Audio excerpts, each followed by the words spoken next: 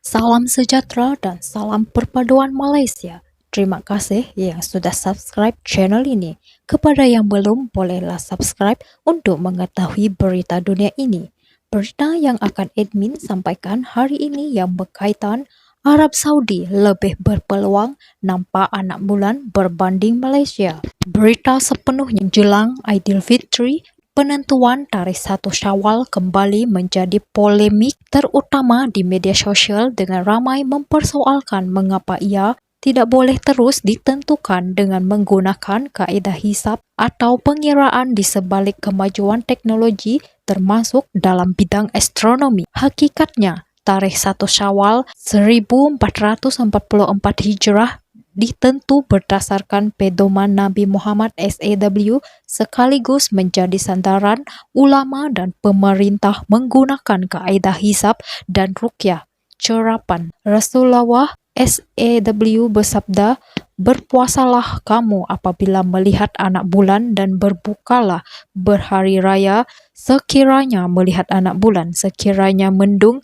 maka sempurnakan 30 hari Syaban." Dalam hadis lain, baginda bersabda, "Jangan kamu berpuasa hingga kamu melihat anak bulan dan jangan kamu berbuka hingga kamu melihat anak bulan. Sekiranya mendung, maka takdirkanlah mengikut pusat astronomi antarabangsa sebanyak 32 negara mula berpuasa pada 23 Mac yaitu Khamis, manakala hanya 2 negara yaitu Bangladesh dan India mula berpuasa pada 24 Mac Jumaat.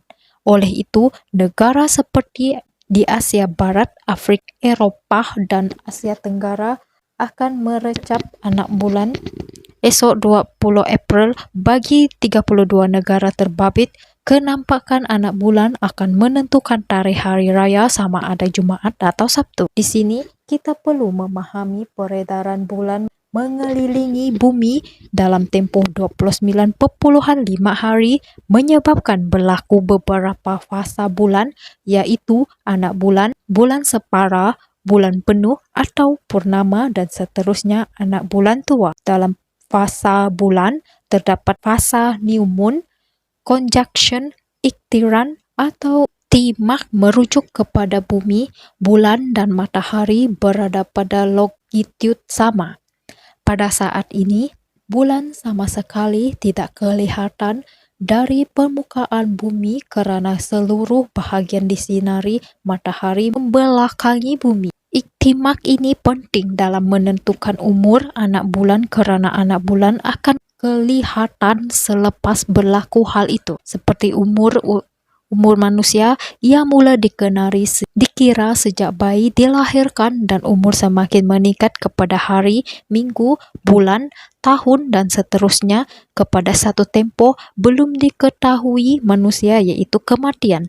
Bagi bulan pula, umurnya bermula apabila berlaku iktimak, kemudian meningkat kepada saat, minit, jam, hari dan seterusnya hingga kepada satu tempoh tetap yaitu 29,5 hari. Selepas bulan berumur 29,5 hari, iktimak seterusnya akan mengambil tempat untuk bulan berikutnya dan begitulah seterusnya. Umur bulan ini berbeza-beza bagi setiap negara bergantung kepada kedudukan negara berkenaan.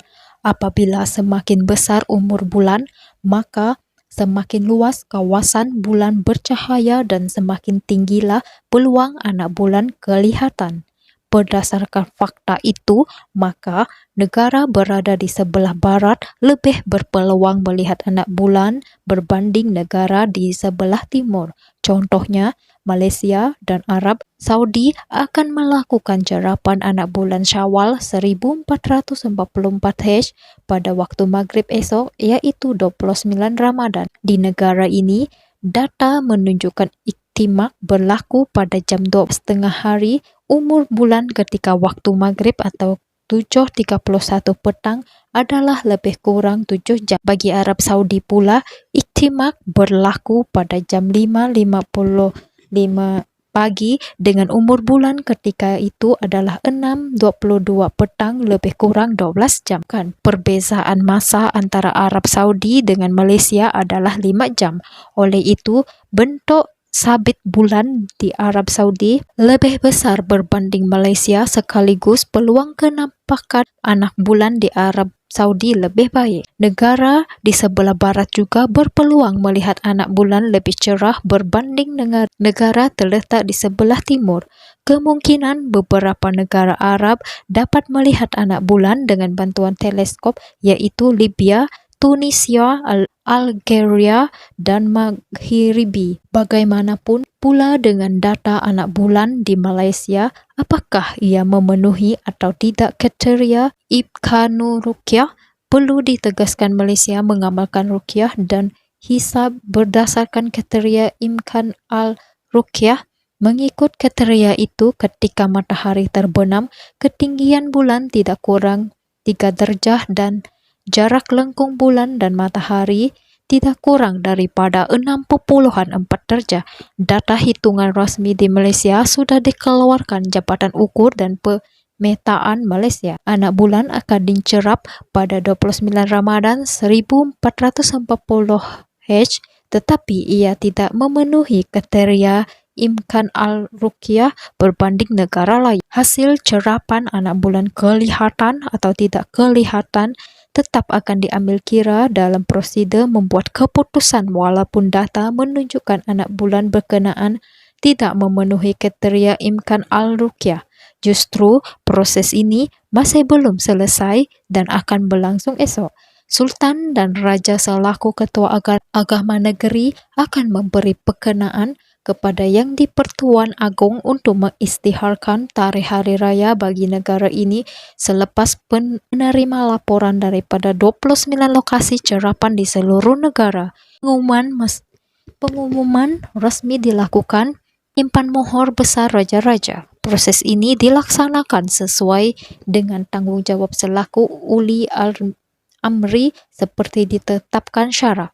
Justru kita perlu berlapang dada dan mengikuti proses ini sehingga selesai dengan sabar. Jika ada sebarang pendapat, boleh tinggalkan di ruangan komen. Sekian untuk info hari ini.